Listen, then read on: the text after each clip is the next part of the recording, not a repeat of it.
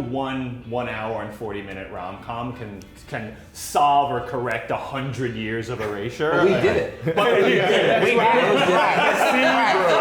That's the crazy thing. Hi, my name is TS Madison, and welcome to Around the Table at Entertainment Weekly with the cast of Bros. Let me tell you what's progressive now. Being alone. I love my life, I love my freedom, I love my independence. That's kind of sad. That I don't want to be in a throuple. I don't even want to be in a couple. Bobby, I had sex with that 65-year-old. Jesus, he's ripped. I know, it's like they injected steroids into Dumbledore. Oh my God, that's Aaron. He's very hot. Gay guys are so stupid. I know. But we've been smart enough to brand ourselves as being smart. It's our little secret. The idea that we all started out with, Nick and I, when we were writing it, is what happens when two adult men who both pride themselves on not needing love, on not wanting a relationship, fall in love with each other, right? They both pride themselves on being self-reliant. They're both trying to one-up each other about who's more emotionally unavailable when we meet them. But of course, to fall in love, you have to let that guard down. You have to be vulnerable. I think they both really, really like each other and are also a little scared of each other. And I think certainly, if we haven't seen this relationship before in movies, we've certainly seen this kind of relationship in the gay community. Yeah. So maybe that's something that the straight community will sort of get a peek behind the curtain, because this is very much representative of people I know, and I know people you know as well. Yeah. Bobby Lieber coming to you from the future home of the LGBTQ+ Museum. Everyone is really excited and totally getting along. This happens to be Bisexual Awareness Week, and no one has acknowledged it. Lesbian History Month was in March. Nobody said a goddamn thing. Of course, lesbians get a month and we get a week. In terms of the cast, what we were looking for were people who were really, really funny. That was the first check, the first box that we wanted to check. And everyone is uniquely funny. Yeah. Everyone brings something a little different, has a different, very specific comedic voice, right? And, Judd and Nick are known for, they have this history of making movies where they're discovering or introducing comedic talent to the world that we haven't seen in a mainstream movies, whether it's Seth Rogen or Steve Carell, Jason Segel, Melissa McCarthy, right? But we've never had the LGBTQ version of that, And when Nick and I were watching people sending in audition tapes, there were so many funny people. And I remember when Judd was on set, he was like, there's so many funny people in this movie that the mainstream audience hasn't seen before. And I think that's what's gonna be so exciting, especially for straight audiences who, we might be new to some of those people who haven't been following us, but that's what's fun about it. There was only one mistake you guys made. When I auditioned for Steve. That's funny. You're not gay, but you were close.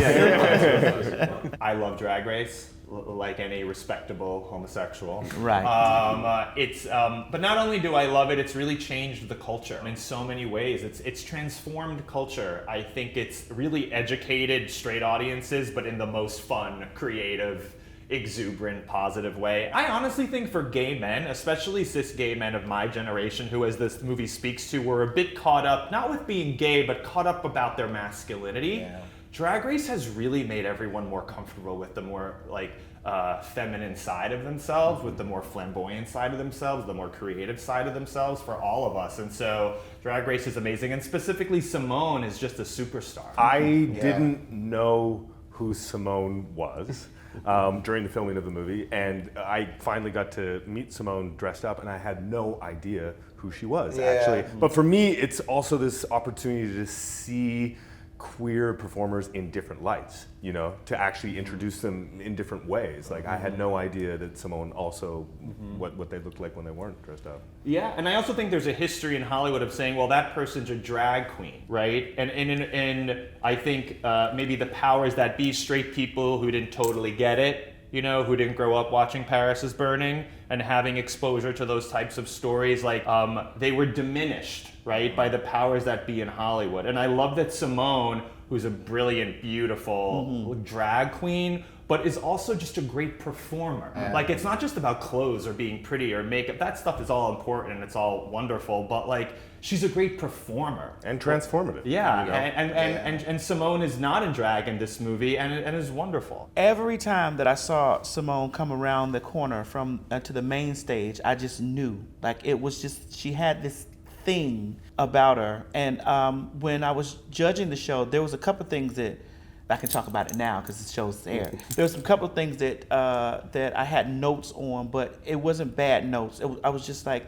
this girl is a superstar, you know? And if anybody from all the seasons has embodied RuPaul, Simone is very, very close because she's thin and she looks good in blonde, but she just has that that it thing that RuPaul has, that it thing, you know, and knows how to turn it on and turn it off.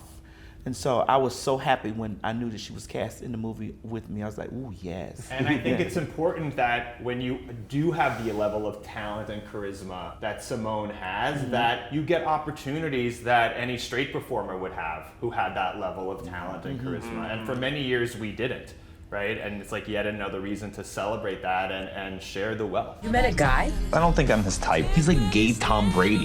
What are you into? One of these ripped idiots with no opinions? No, I'd like someone who's physically very frail and won't stop talking. And I bet he's as intimidated by you as you are by him. I'm down for whatever. Yeah, I can do whenever and I can do whatever. Cool, whatever, whenever. GIF of Michael Scott dancing. Office GIF? This person isn't gay. I think that when Nick and Billy first mentioned it to me, I just thought Billy's hilarious and this will be great. I was excited to work with Nick again.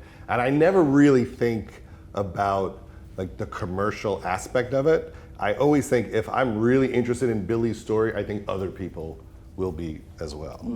And that's kind of it. Yeah, I mean, we're both like all people in comedy nerds. Like we're both like 12-year-old comedy nerds, and you become obsessed with the funniest person in the room. And Billy's like he's like one of the funniest humans I've ever met. And so I think like then you want to hear more from that person. And so I think that's why you end up wanting to make a movie with that person. And also I think when you meet Billy, you think there's a lot going on there.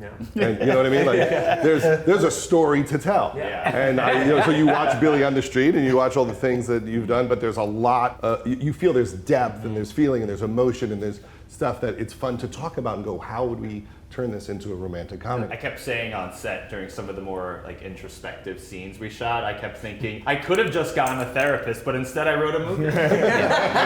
This way I got paid. Why should a therapist get paid? Was that like a helpful process for you just as a person to spend so much time with Nick, like trying to figure out how you fit into relationships and all your feelings Nick about did that? warn me at the beginning. He said if you're willing to go there, which is what it really requires to make an honest, complicated movie, it does feel like therapy.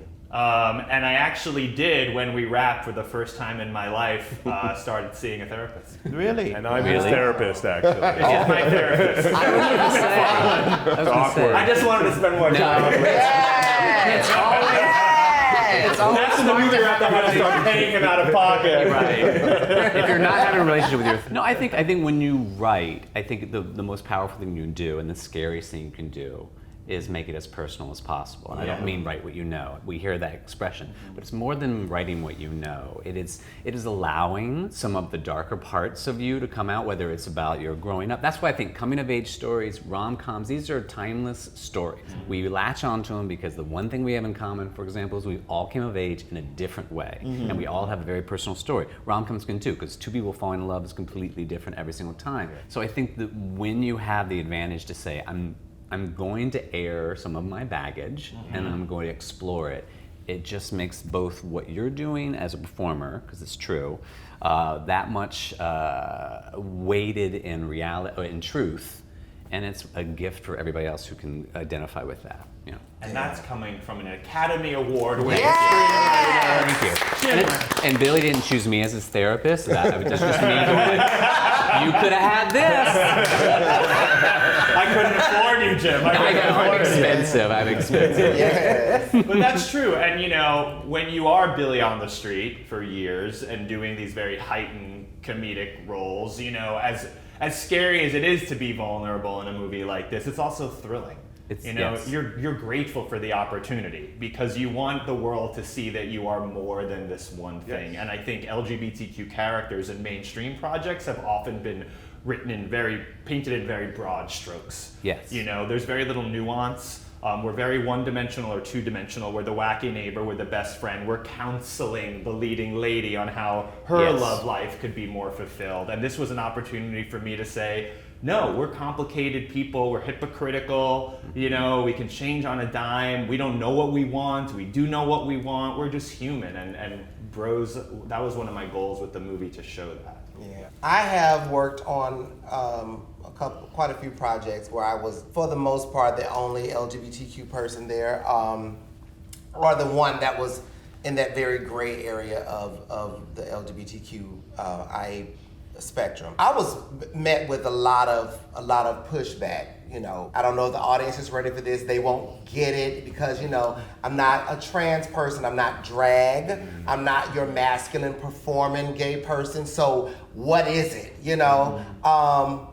But a lot of that caused me to develop this thing that that's called imposter syndrome. What it did though was make me show up and be the best at my character. And because of that, I've always come in, and I guess this is a humble brag, I've always come in as a fan favorite, because I knew what I was up against. I knew that there were so many powers that be that were questioning, why was I there? Why was this character being exposed? And the reality is, in real life, people like myself, people that are gender non-conforming or non-binary, have always been very in the shadows and have always been overlooked because people have been so uncomfortable acknowledging who they are, and people are lazy and don't want to take the time to understand who people are. So it feels good to see how far we've come, to see that Nick and Billy have put together such a broad cast of people that get to tell and get to showcase all of who we are in the LGBTQIA+ community. I've done many different kinds of work over my career. Also some murder television shows. I won't name it by name, but I was a ballet teacher and he ended up murdering the girl.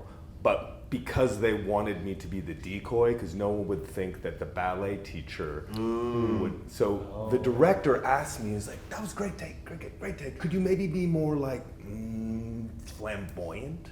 So I was actually asked to sort of play into a sort of stereotype of a gay person, because we wouldn't think that the gay person would end up raping and murdering the ballet student. But he did. We need representation for gay murderers. Half the serial killers are gay that are famous. Right. Or bi or something. I need you to be honest with me. You like these broy meathead idiots. Oh, look, they're fighting. You like that? Hey. I can be tough like your boys. Oh, that's what you like, huh? Oh, damn, what's going on? Oh, that's cool. My bad. I have many horror stories, many. I can narrow it down to maybe 3. Usually the trans woman is always asked to play the prostitute. Yeah. She's always asked to be killed by the man, and or to just be having sex, Right. So those are big. But I remember, God, I shouldn't say this, but whatever. I remember when I first started working into television and stuff like that, and it was RuPaul who actually gave me my first little break into the stuff, and I did the Gay for Play show.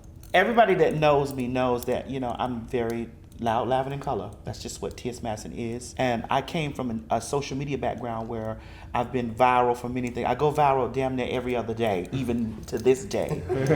And so when I did the Gay for Play show, one of the producers, while we were on commercial break, came up to me and was like, oh, TS, we didn't want you here at first.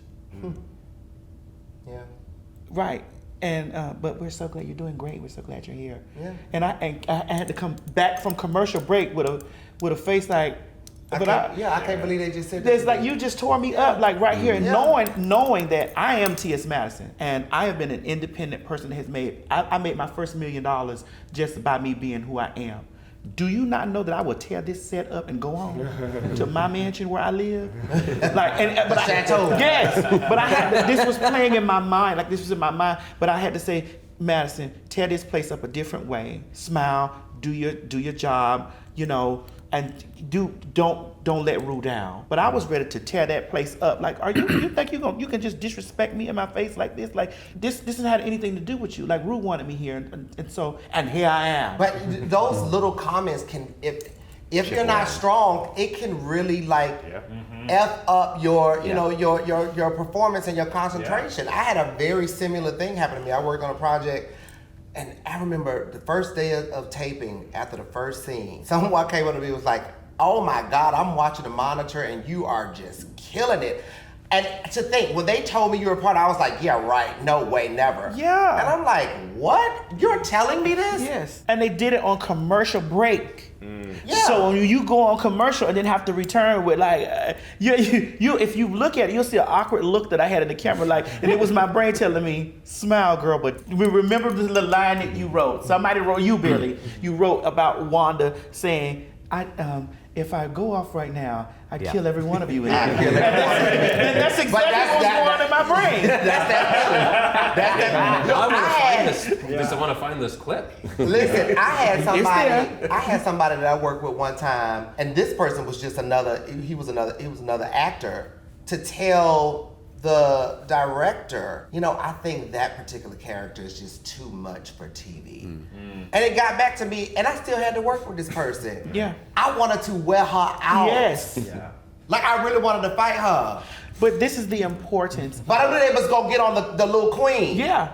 They was gonna blame the queen, so I had to sit there and hold my composure, But see, sister, this is why we appreciate what this film did. It allowed this to be by us, for us. And, we felt comfortable coming to work. Oh, yeah. Everybody in the workplace loved, we came in there with love. Yeah. We were met with love. There was, if you see how I can go and tell a story about what happened on this thing? There are no stories that we can tell. Like, no horror stories, no bad thing, no wishing, like, girl, let me tell you what happened on the set of Bros. It was all, we came there, it was completely family, and I have never felt more comfortable in a place than I have on this set right here. Yeah.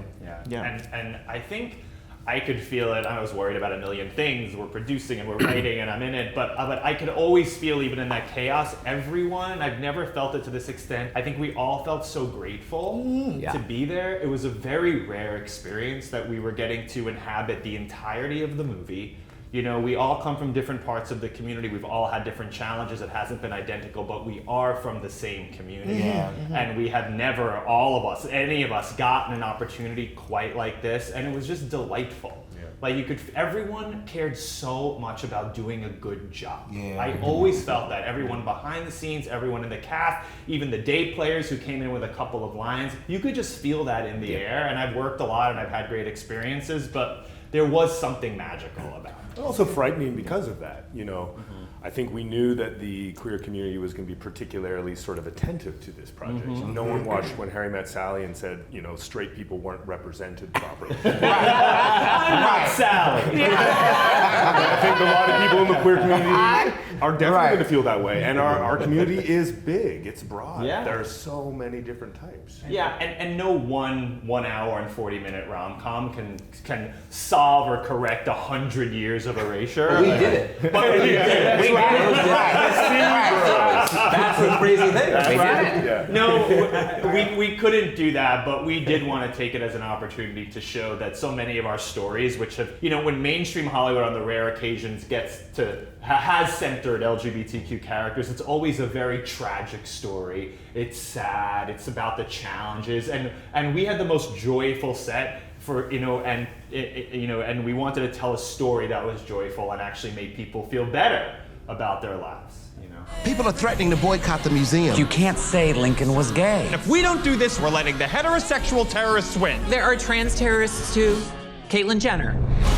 In the movie, my character, along with Jim and Miss Lawrence and TS and Evelyn Lee and Don Marie Jones, we're all on the board of what we're calling the first National LGBTQ+ History Museum. Nick and I, when we were figuring out the movie, I think at one point we said, oh, we want the whole movie to be LGBTQ people, but this museum would have a straight ally who's a celebrity who wants to donate. Like, inevitably, someone like that would come along and want to take advantage of it, and, be a good ally and make a donation. And I don't know when, but Deborah Messing's name popped into our head. Yeah. She just seemed like the perfect person. She has been on Billy on the Street a couple of times, and she was always so game and so fun, and she crushes it. The audience burst out into applause at every screening I've been in. And she told me, and I don't know if this is true, but she told me this is the first time she's cursed on camera. Yeah. And Deborah Messing cursing is the funniest thing I've ever seen. Yeah. It's like It's so funny. Yeah. We like the idea that because we're building this LGBTQ history museum, that Aaron, Luke's character, would immediately think about Night at the Museum, because that's like his way in. Like, oh, his family loves those movies, and for me, those movies for my character, they're very conventional. And Bobby kind of mocks him when he brings up Night at the Museum in relation to the actual museum we're building, but as a way of Bobby at the end showing that he's actually learning to listen and embrace, his partner's ideas. We actually sort of bridged Night at the Museum with the gay museum, and that's where Ben Stiller comes in. And we just reached out. Amy Schumer as well, yeah. Amy Schumer, Keenan Thompson, Seth Meyers. They all just said yes, and they're all very busy people. It was great. I was really excited. Yeah. But I do have a Deborah Messing story to ask. Oh, yes. When we were in the boardroom, I'm hoping this makes the cut on the bloopers reel. When we were in the boardroom, and at the end of the scene, and it got really quiet, I really was like, who the hell is Deborah Messing? I really did at the end, because I know her as Grace. So, I was like, who the hell is Deborah Messing? And Jim said, really? You mean out of all the things that you know, and you don't know who Deborah Messing is? I really lose it when it comes to this topic. It was so funny because I really, really was lost on who Deborah Messing was. Because it was like a big deal that she was coming to meet with Bobby. But this is how our characters were related, because there was a draft where Aaron asked the exact same thing. And it might have derived. I haven't seen the movie yet. You should see it. It might have derived from me, and that said, who the? Because I was dead serious, like, who the hell is Deborah Messing? We shot that too. You did. Yeah, we did. That's why We all had reactions to Deborah. Yeah. I think everyone had a reaction. I said she was my hall pass. That was such a fun. And then Dot said something too. Everyone had their own reaction to Deborah, But right? really But excited. clearly everyone was. But I set honored. it off with that because he was gagging like, girl, really? You don't know who Deborah Messing? That's when you turned off of the acting and turned on the real. So you really don't know who Deborah Messing is? I really. There are way more Deborah Messing references in this movie than in The Fast and the Furious. At one point, Luke and I, our characters, go to see a Brokeback Mountain Power of the Dog style movie called The Treasure Inside, about two closeted frontiersmen during the California Gold Rush who are struggling with their homosexuality and falling in love. And we considered at one point shooting scenes from that with other straight actors playing those roles. We shot the movie theater we were watching it. Yeah, but we never ended up shooting those scenes, and ultimately, I guess they weren't necessary, but that would have been fun, to recreate that. It would take an actor that certainly had a sense of humor about themselves, because they were the kind of butt of the joke. Yeah. And an actor you're basically saying, I'm not going to play a gay character. Exactly. And you're making fun of the Oscars. Yeah. So we didn't find anyone. They were reluctant. You are so different from me. You're very intense. I like to keep things chill. I can be chill, just like a manly man. Sup? I got you. Yeah, you gonna need some help here. Okay, I'm gonna need some help here, bro. What is going on with you? My whole life, I prided myself on being self-reliant, but this guy has gone into my head. Maybe you're both bottoms and that's the problem. Bottom dick. Gay sex was more fun when straight people were uncomfortable with it. I think this movie will definitely serve as one of the blueprints of where we go from here, right? And so, yes, I do think there will be moments like this where it's there's a trans story, a love story. There's a gender non-conforming or non-binary love story that happens. I think what this movie serves as endless opportunities for what we can become and what we now will look like in film. Definitely a catalyst for the up and coming things. Yeah. I would love to see, for me, somebody like myself or one of the girls. I fall in love with a piece of trade, honey. Girl, and we all know what trade is, right? No, we know what you trade might need is. to explain it to some of the straight folks. Tell them what you do it better. You do. Honey, a man that barters cooch for ooch at night. Okay. Fall in love with old fierce piece of trade, child, and then the trade decides that, you know what, I tried this and I think I like it, I want, and then he wants to continue it on, and then it turns into how does he break this to his family, which it all turns into a comedy. Now, especially when you're talking about black folk. Ooh. Honey, you take that train home to the... Oh, honey. Listen, just imagine me as Julia Roberts, honey. See what I'm saying? Yeah. And my knight in shining armor pulls up in the limousine and then takes me home. And I just want to sort of, I really believe that funny is funny. Yeah. And we're seeing it in early screenings of the movie. I don't believe love is love is love, but I do believe funny is funny. And I think there's no reason that, we've all been going to see romantic comedies and comedies about straight people since we were kids, and we love them and we laugh and we cry and we relate to it. There's no reason it shouldn't work in the reverse. So I want to see a lot of straight audiences who love Judd Apatow movies, love Stoller movies, love comedies in general, show up for this movie in movie theaters and not think, well, that's a nice thing for gay people to go see. Right. Because this is a broad comedy for everyone, and if that happens, you will see a T.S. Madison rom-com and a Miss Lawrence rom-com and thousands of others that should have already existed. Not a Jim Rash one. But haven't. No, not Jim Rash, because we're not on speaking terms. America doesn't want it. I do not want to see it. I don't even want to see it. But I hope that's what Bros does. I hope it's the first of many, many, many more, but we need people to show up for it. Because these stories, I mean, besides being important, are super funny, you know, and they're entertaining. And the minute you're laughing at something, you're relating to it. And you're like, oh, this person, this experience is like my experience. I mean, that was my experience making the movie. And it's changed my life making the movie. And then I hope when people see it, you can feel it in the audience. You feel like, I mean, we had focus groups where a guy would be like, I'm straight and I love this movie. I mean, it made me uncomfortable, but I love that. Yeah. You know, it's like we had one young straight guy, 20-something straight guy in Chicago at a focus group. They asked him, what do you think of the sex scenes between me and Luke, which are mostly played for physical comedy, and he said, it kind of reminded me of Jackass. He was like, it made me uncomfortable, but it was so hilarious, I didn't care, it was just funny. Yeah. I thought that was actually kind of heartwarming and endearing. I was like, see, a younger generation, they're not, even when maybe they're uncomfortable because Hollywood has never showed it to them before, if it's funny, they embrace it. It feels new, it feels exciting, it feels provocative in a good way. I'm excited to see more people all over the country and the world experience the movie in theaters to have that experience. Yes. Thank you for watching Entertainment Weekly's Around the Table with the cast of Bros. Be sure to check us out in theaters on the 30th of this month. That's September 30th. Be there or be square. Honey, don't meet me there. Beat me there.